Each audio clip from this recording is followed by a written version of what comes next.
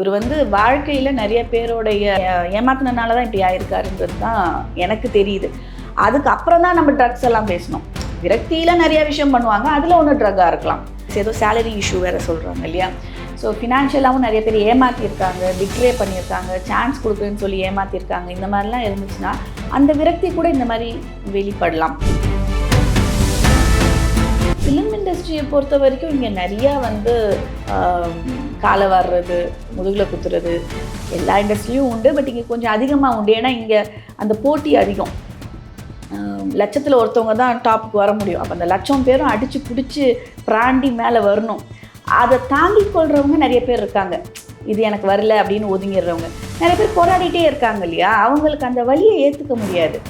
ஏன்னா நான் இவ்வளோ தூரம் வந்துட்டேன், இன்னும் என்னால் ஜெயிக்க முடியலையேன்றது அதுவும் ஒரு முக்கிய காரணமாக இருக்கலாம். ஆனால் ஏன் இது நடந்துச்சு? நல்லா தானே இருந்துட்டு இருந்தார், நம்ம கண்ணு முன்னாடி பார்த்துட்டு இருந்த ஒரு நபர் தானே, திடீர்னு ஏன் இப்படி ட்விஸ்ட் ஆனார் அப்படின்னா there should be some reason.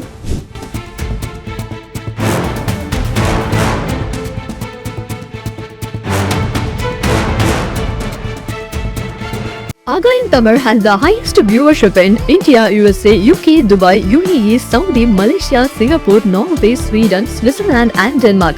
Join us and take your business to the world. ஆகாயம் தமிழ் நேயர்கள் எல்லாருக்கும் அன்பு வணக்கம். இன்னைக்கு நம்ம கூட பிரபல சைக்காலஜிஸ்ட் டாக்டர் அபிலாஷா அவங்க தான் இணைஞ்சிருக்காங்க. வணக்கம் டாக்டர்.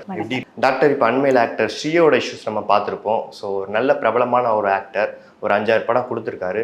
அப்படி இருக்கிறப்போ அவருடைய வீடியோக்கள் சோஷியல் மீடியாவில் பார்த்துக்கிட்டு வரோம். அப்படி ஒரு நல்ல ஆக்டர் இப்படி திடீர்னு இப்படி ஹெல்த் இஷ்யூனால பாதிக்கப்பட்டதுக்கு என்ன ரீசன் டாக்டர்?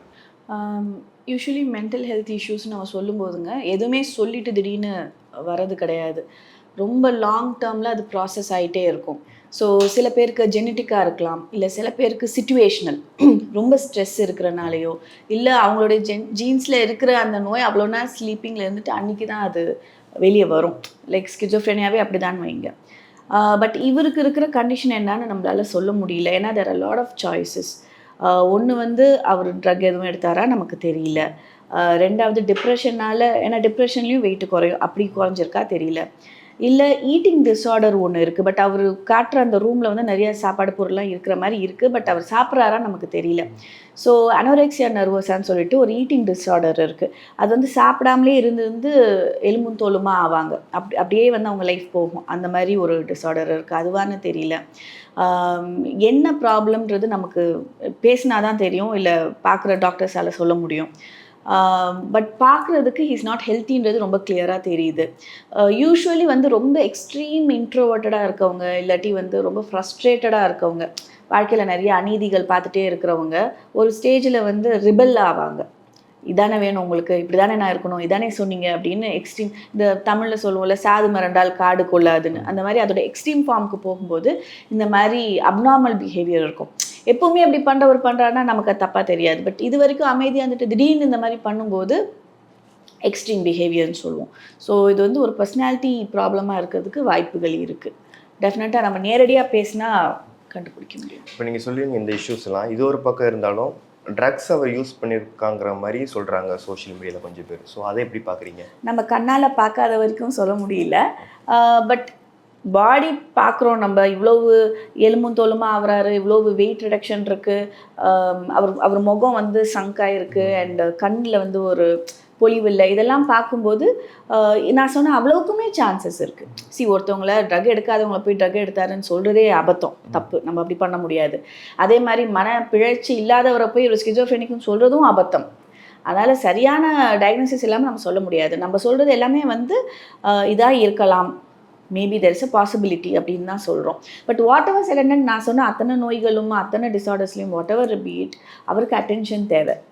அவருக்கு ஒரு பாதுகாப்பும் சரியான பராமரிதலும் ரொம்ப ரொம்ப முக்கியம். ஏன்னா என்ன வேணாலும் பண்ணுவாங்க, அவுட் ஆஃப் மைண்டுன்னு சொல்லுவோம் இல்லையா. அவங்களுக்கு அந்த கோவத்துலேயும் விரக்தியிலையும் அந்த எரிச்சல்லையும் இரிட்டபிலிட்டி இருக்கும். என்ன வேணாலும் பண்ணுவாங்க, அவங்களுக்கும் பண்ணுவாங்க, அடுத்தவங்களுக்கும் பண்ணுவாங்க. அதனால் அவங்கள எவ்வளோ சீக்கிரம் முடியுமோ நம்ம சேஃப்கார்ட் பண்ணி அவங்களுக்கு தேவையான ட்ரீட்மெண்ட் கொடுக்குறது ரொம்ப முக்கியம். மனசில் நிறைய சோகம் இருக்கவங்களும் இந்த மாதிரி பண்ணுவாங்க. நீங்கள் சில வீடுகளில் பெண்கள் பார்த்தீங்கன்னா ரொம்ப சாந்தமாக இருப்பாங்க. வேலை செஞ்சுட்டு காலையில் எழுந்தோடனே எல்லா வேலையும் செய்வாங்க, இழுத்து போட்டு செய்வாங்க. அவங்களுக்கு சரியான ரெக்கக்னிஷன் கிடைக்கல, அவங்கள யாருமே அங்கீகரிக்கல. உடம்பு முடியலன்னா கூட நீ வேலையை செஞ்சு தான் ஆகணும், நல்லா இருக்கேம்மா சாப்பிட்டியான்னு கேட்கக்கூட ஆள் இல்லை அப்படின்ற ஒரு விரக்தியோடைய எக்ஸ்ட்ரீம் இருக்கப்ப ஹிஸ்டரிக்கல் ஆவாங்க. ஒரு மாதிரி வெறி பிடிச்சி கத்துறது, எல்லாத்தையும் தூக்கி அடிக்கிறது, அந்த மாதிரி ஆவாங்க. அதே தான் வந்து இப்போ இவருக்கும் இருக்கலாம். இவரோட வேலைக்கான ரெக்கக்னிஷன் இல்லை, இவருக்கான ஒரு அண்டர்ஸ்டாண்டிங்கான பீப்புள் அரவுண்ட் இல்லை அப்படின்லாம் இருக்கும்போது, ப்ளஸ் ஏதோ சேலரி இஷ்யூ வேறு சொல்கிறாங்க இல்லையா. ஸோ ஃபினான்ஷியலாகவும் நிறைய பேர் ஏமாற்றிருக்காங்க, பிட்ரே பண்ணியிருக்காங்க, சான்ஸ் கொடுக்குறேன்னு சொல்லி ஏமாற்றிருக்காங்க. இந்த மாதிரிலாம் இருந்துச்சுன்னா அந்த விரக்தி கூட இந்த மாதிரி வெளிப்படலாம். இன்னொன்று, ஃபிலிம் இண்டஸ்ட்ரியை பொறுத்த வரைக்கும் இங்கே நிறையா வந்து காலை வாடுறது, முதுகில் குத்துறது எல்லா இண்டஸ்ட்ரியும் உண்டு. பட் இங்கே கொஞ்சம் அதிகமாக உண்டு. ஏன்னா இங்கே அந்த போட்டி அதிகம். லட்சத்தில் ஒருத்தவங்க தான் டாப்புக்கு வர முடியும். அப்போ அந்த லட்சம் பேரும் அடித்து பிடிச்சி பிராண்டி மேலே வரணும். அதை தாங்கி கொள்கிறவங்க நிறைய பேர் இருக்காங்க. இது எனக்கு வரல அப்படின்னு ஒதுங்கிடுறவங்க நிறைய பேர் போராடிட்டே இருக்காங்க இல்லையா. அவங்களுக்கு அந்த வலியை ஏற்றுக்க முடியாது. ஏன்னா நான் இவ்வளோ தூரம் வந்துட்டேன், இன்னும் என்னால் ஜெயிக்க முடியலையேன்றது அதுவும் ஒரு முக்கிய காரணமாக இருக்கலாம். ஏன்னா அவர் நல்ல ஆக்டர் தான், நான் பார்த்துருக்கேன். அவரோட மூவ்ஸ் நல்லா இருக்கும். ரொம்ப சட்டில், ரொம்ப அலட்டிக்காத, ரொம்ப டு ஹிம்செல்ஃப் பர்சனாக தான் தெரிஞ்சார். அவர் ஏன் இந்த எக்ஸ்ட்ரீம் போகிறாருன்னா, அப்போ மேபி அவருக்கு கிடைக்கிற அந்த கமெண்ட்ஸ் இருக்கு இல்லையா, ஏன் இப்படி அமைதியாக இருக்கீங்க, அமைதியாக இருக்கீங்கன்னா நம்ம என்ன யோசிச்சுட்டு இருப்போம், ஏன் நான் ஜெயிக்கல, ஒருவேளை நான் அமைதியாக இருக்கனால ஜெயிக்கலையா, எல்லோரும் அமைதினாங்க, நம்ம என்ன சத்தம் போட்டு காட்டுவோம் அப்படின்றது வந்துடும் இல்லையா. ஸோ அந்த மாதிரி ஒரு பிஹேவியராகவும் இருக்கலாம். டாக்டர், இப்போ அவரோட வீடியோஸ்லாம் சோஷியல் மீடியாவில் பார்த்துக்கிட்டு வரோம். ஸோ அந்த வீடியோஸ் கீழே நிறைய பேர் கமெண்ட்ஸ் பண்ணுறாங்க, என்ன ஆச்சு இவருக்கு, எப்படி இவர்னால இது ஆச்சு அப்படிங்கிறப்போ அந்த மெசேஜ், அந்த கமெண்ட்ஸ்லாம் அவர் பார்ப்பாரா, பார்த்துட்டு எதுவும் ரியாக்ட் பண்ணுறதுக்கு எதுவும் பாசிபிலிட்டி இருக்கா? பார்ப்பாங்க, நான் ரியாக்ட் பண்ண மாட்டாங்க. ஏன்னா அவங்கள பொறுத்த வரைக்கும் அந்த ஸ்டேஜெலாம் தாண்டிட்டதான ஒரு மனநிலையில் இருப்பாங்க இல்லையா. இட் டசன்ட் மேட்டர் எனிமோர்ன்ற மாதிரி ஒரு மனநிலையில் இருப்பாங்க. அதுதான் நான் சொன்ன ஃப்ரஸ்ட்ரேஷன். ஒரு விரக்தியின் உச்சத்தில் இருக்கும்போது நீங்கள் பதில் சொன்னா என்ன, சொல்லனா என்னன்ற மாதிரி ஒரு மனநிலை வந்துடும். எனக்கு இது தோணுது, நான் பண்ணுறேன், பார்க்கணுன்னா பாருங்கள், இல்லாட்டி பார்க்காதீங்க, அந்த மாதிரி இருக்கும். ஸோ அப்படி தான் எனக்கு தெரியுது. ஒரு அவரோட ஃப்ரீடம்லேயே அவர் உலகத்தில் இருக்கார். ஓகே, இப்போ இவரை தாண்டி இப்போ செலிப்ரிட்டிஸும் நிறைய பேர் இதே இஷ்யூஸ்னால பார்க்குறாங்க. ஸோ நிறைய விஷயங்கள் நமக்கு தெரிய வர்றதில்ல. ஒரு பக்கம் பார்த்தா சூசைட் அட்டம் பண்ணுற லெவலுக்கு போயிடுறாங்க, இன்னொரு பக்கம் டேப்லெட்ஸு, ட்ரக்ஸ் இந்த மாதிரி இதெல்லாம் இன்வால்வ் ஆகிறாங்க. ஸோ இதுக்கெல்லாம் என்ன ரீசன், அவங்க வந்து எதனால் இந்த அளவுக்கு இம்பேக்ட் ஆகுறாங்க? ரெண்டு விஷயம். நான் ஃபஸ்ட்டு சொன்ன மாதிரி அந்த போட்டியில் முன்னுக்கு வர்றதுன்றது அவ்வளோ ஈஸி கிடையாது. ரெண்டாவது விஷயம், செலிப்ரிட்டின்னு வந்துட்டாலே அவங்க ஒரு மினிமம் லைஃப் மெயின்டைன் பண்ணி ஆகணும். அவங்களால வந்து யதார்த்தமாக ஒரு டீ கடையில் போய் டீ குடிக்கிறதோ, இல்லை ஒரு ஷேர் ஆட்டோவில் போகிறதோ அப்படி அவங்களால பண்ண முடியாது. அப்போ மினிமம் நான் ஒரு கார் வைக்கணும், அதுக்கு ஒரு டிரைவர் வைக்கணும், அதை மெயின்டைன் பண்ணணுன்னா ஒரு சம்பாத்தியம் இருக்கணும். இப்போ அவங்க செலிப்ரிட்டின்னு வெளியே வந்ததுக்கப்புறமா எந்த வேலைக்கும் நான் போகிறேன்னு சொல்ல முடியாது. நான் ஒரு மெயின்டைன் பண்ணி ஆகணும். அப்போ சான்ஸ் வேணும். சான்ஸுக்கு நான் என்ன வேணாலும் பண்ணணும். ஸோ அவங்களே அவங்களுக்கு ஒரு வலை பின்னிக்கிறாங்கன்னு தான் நம்ம சொல்லணும். ட்ராப் பின்னிக்கிறாங்க. அதுலேருந்து அவங்களால வெளியவும் வர முடியறதில்ல, உள்ளேயும் சஸ்டெயின் ஆக முடியலன்னா அவங்க நிலைமை என்ன ஆகும்? இப்போ ஒரு சுதந்திரமாக இருக்கிற ஒரு மனுஷனுக்கு அடுத்த வேளை சாப்பாடு வேணும்னா என்ன வேணாலும் பண்ணலாம். டக்குன்னு வந்து வண்டி இருந்துச்சுன்னா டெலிவரி கொடுக்கலாம், நிறைய ஆப்ஷன்ஸ் இருக்குது. பட் ஒரு செலிப்ரிட்டின்ற அந்தஸ்துக்குள்ளே வந்துட்டு அந்த ஆப்ஷன்ஸ் எல்லாம் குறைஞ்சிடுது. அப்போ அவங்களுடைய சோல் பர்பஸ் ஒன்று தான், அதை நோக்கி அவங்க ட்ராவல் பண்ணுறாங்க. அதை ட்ராவல் முடியலன்றப்ப அவங்களால என்ன பண்ணணும்னு தெரியாமல் முழிப்பிதுங்கிடுவாங்க. நெக்ஸ்ட் அவங்களுக்கு தோன்றது வித்ரா பண்ணிடணும், இல்லை சூசைட் பண்ணிடணும். இந்த ரெண்டு தான் அவங்களுக்கு தோணும். அது ஒரு முக்கிய காரணம். இன்னொன்று, நான் ஃபஸ்ட்டு சொன்ன ஏமாற்றங்கள் வந்து நமக்கு ரொம்ப க்ளோஸ் சர்க்கிள்லேருந்து வந்தாலோ, இல்லை நல்ல நேற்று வரைக்கும் எனக்கு வந்து சான்ஸ் கொடுக்குறேன்னு சொன்னாங்க, இன்றைக்கி வந்து மாற்றிட்டாங்க அப்படின்னாலோ, இல்லை வேலையெல்லாம் வாங்கிட்டதோ தந்துடலான்னு சொல்லி அது நம்ம ஊரில் நிறைய நடக்குது. இப்போல்லாம் வந்து செலிப்ரிட்டியை விடுங்க, ஓகே, நார்மல் பீப்புளே வந்து நிறைய பேர் சொல்கிறாங்க, ஒரு வாக்கு சுத்தம்ன்றது இல்லை, ஒரு கொடுத்த கமிட்மெண்ட்டை கீப்பப் பண்ணுன்றது இல்லை, எல்லாமே ஈஸி கோயிங்காக எடுத்துக்கிறாங்க. என்ன உனக்கு காசு தானே நாளைக்கு தரேன் அப்படின்றது. முன்ன காலத்தில் அப்படி கிடையாது. வாங்கிட்டா சொன்ன நாளுக்கு கொடுத்துடணும், அது ஒரு மான பிரச்சனை மாதிரிலாம் பார்த்துட்ருப்பாங்க. பட் இன்றைக்கி இருக்க சொசைட்டி ரொம்ப ஈஸி கோயிங்காக இருக்குது. கொடுத்தாலும் சரி, வாங்கினாலும் சரி. அப்போ அந்த உண்மையாக இருக்கிறவங்களுக்கு அதோடைய பாதிப்பு எவ்வளோ சிவியராக இருக்கும் நம்ம பார்க்கணும்.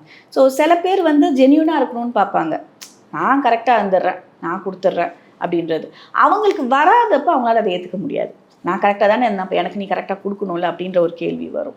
அந்த மாதிரி பாதிக்கப்பட்ட மாதிரி தான் எனக்கு தெரியுது. இவர் வந்து வாழ்க்கையில் நிறைய பேருடைய ஏமாத்தினால தான் இப்படி ஆயிருக்காருன்றது தான் எனக்கு தெரியுது. அதுக்கு அப்புறம் தான் நம்ம ட்ரக்ஸ் எல்லாம் பேசணும். விரக்தியில் நிறைய விஷயம் பண்ணுவாங்க, அதில் ஒன்று ட்ரக்காக இருக்கலாம்.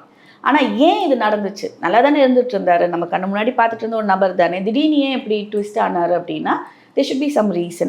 அந்த ரீசன் ஒன்று லவ் ஃபெயிலியராக இருக்கலாம், இல்லை ஃப்ரெண்ட்ஸால் ஏமாற்றப்பட்டதாக இருக்கலாம், இல்லை வேலை இடத்துல சம்பளம் வராததாக இருக்கலாம், என்ன காரணங்களாக குடும்பத்தில் ஏதாவது பிரச்சனையாக இருக்கலாம், இல்லை அவருக்கே தனிப்பட்ட முறையில் இந்த மாதிரி தனியாக உட்காந்து தனிமைப்படுத்தி ஐசோலேட்டடாக இருப்பாங்க, தனியாக உட்காந்து யோசிச்சுட்டே இருப்பாங்க, ஏன் நமக்கு இப்படி ஆச்சு, ஏன் நம்ம ஜெயிக்க முடியல, நெகட்டிவ் திங்கிங் நிறையா வரும், ஓவர் திங்கிங் வரும். இதனால தான் நம்ம அடிக்கடி சொல்லுவோம், ஓவர் திங்கிங் நெகட்டிவ் தாட்ஸ் இருந்துச்சுன்னா உடனே வாங்க கவுன்சிலிங் வந்துருங்கன்னு. ஏன்னா அதோடைய லிமிட்டேஷன், நமக்கு ஸ்கேலிங் கிடையாது, இவ்வளவுன்னு எனக்கு எப்பவும் வரும் அப்படின்வாங்க, திடீர்னு பார்த்தா அது ஓவர்வெல்மிங்காக இருக்கும். ஸோ ஒரு ஸ்டேஜுக்கு மேலே அவங்க கண்ட்ரோலில் மீறி அது போயிடுச்சுன்னா இப்படி ஒரு இந்த தடாலடியாக முடிவெடுத்துருவாங்க, இப்படி தான் நான் போயிடுவேன், இப்படி பண்ணிடுவேன் அப்படிலாம். இவரே வந்து நம்ம நிறையா நடிகர்கள் இதுக்கு முன்னாடி பேசியிருக்கோம், அவங்க உயிர் போனதுக்கப்புறம் நம்ம அனலைஸ் பண்ணுவோம், ஏன் இப்படி ஆகிருக்கோம், அவங்களுக்கு என்ன அந்த நேரத்தில் தோணி இருக்கும்னு. இப்போ இது வந்து ஒரு ஸ்டெப் முன்னாடி நம்ம எடுத்துக்கணும், இட்ஸ் அ வார்னிங். ஆமாம், ஸோ இது வந்து நமக்கு ஒரு சான்ஸ் கிடச்சிருக்கு ஒரு ப்ரிவென்ஷனுக்கு. ஸோ இந்த நேரத்தில் இவரை நம்ம வெளியே எடுத்து அவருக்கு தேவையான ட்ரீட்மெண்ட்டு, கவுன்சிலிங், தெரப்பி, மெடிக்கேஷன் தேவைப்பட்டால் மெடிக்கேஷன் என்னென்னவோ கொடுத்து அவரை குணப்படுத்துறதுக்கு தான் பார்க்கணுமே ஒழிய சீண்டக்கூடாது. என்னை கேட்டால் நிறைய பேர் என்னென்னமோ கமெண்ட்ஸ்லாம் போட்டிருக்காங்க இதில் சோஷியல் மீடியாவில், அது வந்து ரொம்ப தப்பு. நீங்கள் சொன்ன மாதிரி அவர் படிக்கிறாருன்னே வச்சுக்குவோம், ஒரு காயப்பட்டவரை மேற்கொண்டு காயப்படுத்தக்கூடாது, அவரோட உணர்வுகளை புரிஞ்சுக்கணும். அவர் சக மனுஷன், அவரே நொந்து போய் இப்படி ஆயிருக்காரு, மேற்கொண்டு நோகடிச்சு என்ன நமக்கு லாபம்? அட்ராக்ஷனுக்காகவும் நமக்கு லைக் நிறையா வரணுன்றதுக்காகவும் ஒரு மனுஷனை வந்து நம்ம நோகடிக்கக்கூடாது, தப்பு. அவங்க போக்கிலே விட்டுறது தான், அவங்க போக்கில் அவங்கள காப்பாற்றணும், மீட் எடுக்கணும். ஆனால் அவங்கள குத்தி காட்டுறது, அவங்கள ஒரு ஷோ பீஸாக வச்சு நம்ம வேடிக்கை பார்க்குறது, இது பண்ணக்கூடாது. சக மனுஷன் உங்கள் வீட்டில் ஒருத்தருக்கு இருந்தால் நம்ம எப்படி பார்ப்போமோ அதே மாதிரி தான் பார்க்கணும். இப்போ அவர் வந்து எங்கே இருக்காருன்னே தெரியல. ஸோ ப்ரொடியூசர் சைட்லேயும் சரி, அவர் ஃப்ரெண்ட்ஸு ஃபேமிலி சைட்லேயும் சரி, அவர் வந்து ட்ரேஸ் பண்ணிக்கிட்டு இருக்காங்க. அவரை மீட் எடுத்ததுக்கப்புறம் அவருக்கு எந்த மாதிரியான ட்ரீட்மெண்ட் கொடுத்தா அவர் ரெக்கவர் ஆவார்? ஃபஸ்ட்டு அவர் கோஆப்ரேட் பண்ண மாட்டார். ஏன்னா கோஆப்ரேட் பண்ணுறவராக இருந்தால் அவர் எங்கே இருக்காருன்றதை ரிவீல் பண்ணுவார், அவர் ஹிடனாக இருந்துகிட்ருக்காரு. ஸோ ட்ரீட்மெண்ட்டுக்குன்னு நம்ம போனாலுமே அவர் கோஆப்ரேட் பண்ண மாட்டார். ஸோ அவருக்கு புரிகிற மாதிரி அவரை முதல்ல ஆஸ்வாசப்படுத்திட்டு கவுன்சிலிங் கொடுத்து என்ன பிரச்சனைன்னு புரிஞ்சுக்கிட்டு அடுத்தது டயக்னைஸ் பண்ணி அடுத்தது மெடிக்கேஷன் தேவைப்பட்டால் கொடுத்து அதுக்கப்புறம் தெரப்பி கண்டினியூஸாக அவருக்கு என்ன பிரச்சனையோ அதுக்கேற்ற தெரப்பி கொடுத்து மெதுவாக மீட்டு கொண்டு வந்து மறுபடியும் அவர் என்ன எதை நோக்கி அவர் பிரயாணத்தை ஆரம்பித்தாரோ, என்ன கோல் வச்சு அவர் லைஃப்பில் ஆரம்பித்தாரோ அதே கோலை அச்சீவ் பண்ண வைக்க முடியும். அந்த வார்த்தை வேணால் என்னால் இப்போ அவருக்கு சொல்ல முடியும். அவர் பார்த்தாருன்னா இந்த வீடியோவை என்ன நினச்சாரோ அதை திருப்பி அச்சீவ் பண்ணலாம். நமக்கு இப்படி ஆயிடுச்சு, ஊரலகம் நம்மளை இப்படி பார்த்துடுச்சு, நம்மளே நம்ம வாழ்க்கைக்கு எடுத்துக்கிட்டோம், அதெல்லாம் ஒன்றுமே கிடையாது. உயிர் தான் முக்கியம், அடுத்தது மனசு முக்கியம். மனசை விடாமல் மறுபடியும் ரீகூப் பண்ணோன்னா என்ன நினச்சோமோ அதை சாதிக்க முடியும். நிறைய பேர் இந்த மாதிரி ஆயிருக்காங்க, கம்ப்ளீட்டாக டவுனுக்கு போயிட்டு அதுக்கப்புறம் ஒரு உத்வேகத்தில் ஒரு மாற்றத்தில் மறுபடியும் டாப்புக்கு வந்தவங்க நிறைய பேர் இருக்காங்க. நம்ம வரலாற்றில் பார்த்திங்கன்னா நிறைய பேர் அப்படி தான் இருக்காங்க. அதனால் இவர் ஒன்றும் முடிஞ்சு போச்சு அவ்வளோதான்லாம் கிடையாது. கொஞ்சம் அவர் வந்து கோஆப்ரேட் பண்ணாருன்னா he can again achieve his target. இப்போ நீங்கள் சொல்லியிருந்தீங்க அவரை ரெக்கவர் பண்ணதுக்கப்புறம் மறுபடியும் அவரோட நோக்கத்தை நோக்கி போவார் அப்படின்னு. ஸோ அதை விட்டுட்டு அவர் மறுபடியும் இப்போ பண்ண மாதிரி மறுபடியும் அகெயின் பண்ணுவாராங்கிறது ஒரு கொஸ்டின் மார்க்காக இருக்கு இல்லையா? நம்ம வந்து என்னன்னே தெரியாமல் பேசிகிட்டு இருக்கோம். என்ன பிரச்சனைன்னு நமக்கு தெரியல, ட்ரக்கா இல்லை நோயா ஒன்றுமே தெரியல. யூஸ்வலி அப்படி பண்ண மாட்டாங்க. ஏன்னா அவங்களுக்கு தேவை ஒரு விமோச்சனம், ஒரு மாற்றம். இல்லாட்டி இவரையும் இதெல்லாம் போட்டுட்ருக்காரு. Attention seeking not in the fun way. என்ன எல்லாரும் பாருங்கள், அப்படி இல்லை, நான் கஷ்டப்படுறேன்றதை காட்டுறதுக்கான ஒரு வழி தான் இது. எப்படிலாம் நான் கஷ்டப்படுறேன் பாரு அப்படின்றது தான். பட் அவங்க அப்படி சொல்ல மாட்டாங்க, அவங்க ஜாலியாக இருக்கமே காட்டுவாங்க. ஆனால் உள்ளுக்குள்ளே க்ரைங் ஃபார் ஹெல்ப்புன்னு சொல்லுவோம் நாங்கள். ஒருத்தவங்ககிட்ட போய் எப்படி கேட்குறது, எனக்கு வந்து மனசு கஷ்டமாக இருக்குது, மனசு குழப்பமாக இருக்குது அப்படின்னு இப்போ யாரையும் அப்படி கேட்குற மாதிரி இல்லை. நீங்கள் காசு கூட ஈஸியாக கேட்டுடலாம். என் கூட ஒரு 10 நிமிஷம் உட்காரு, என் மனசு ஒரு மாதிரி இருக்குதுன்னு சொல்கிறதுக்கு யாரும் இல்லை. அட போடா போய் ஃபோனை பாரு நான் போகிறேன் அப்படின்னு சொல்லிட்டு போகிறாங்க ஃப்ரெண்ட்ஸ் எல்லாம். அப்போ அந்த க்ரை ஃபார் ஹெல்ப்புன்றது இப்போ ரொம்ப ஜாஸ்தி ஆயிடுச்சு. எப்படிலாம் கேட்கலான்னா இது ஒரு வகை. இந்த மாதிரி வீடியோஸ் போடுறது, இந்த மாதிரி தன்னைத்தானே வந்து வித்தியாசப்படுத்தி காட்டுறது, எல்லாரையும் வந்து ஹெட் டர்ன் பண்ண வைக்கிறது, இது எல்லாமே வந்து showing their cry for help தான். இதோ அவர் ஹெல்ப் மூலமாக தான் அப்படி வெளிப்படுத்துகிறாரா? ஹெல்ப் வேணுன்றதை கேட்குறதுக்கான ஒரு இது அவர் வேணும்னு பண்ணுறாரு நான் சொல்ல, அவருடைய பிஹேவியர் பின்னாடி இதான் அர்த்தம்னு சொல்கிறேன். கண்டிப்பாக டாக்டர், நிறைய விஷயங்கள் ஷேர் பண்ணிங்க. உங்களுடைய நேரத்துக்கு நன்றி. நன்றி.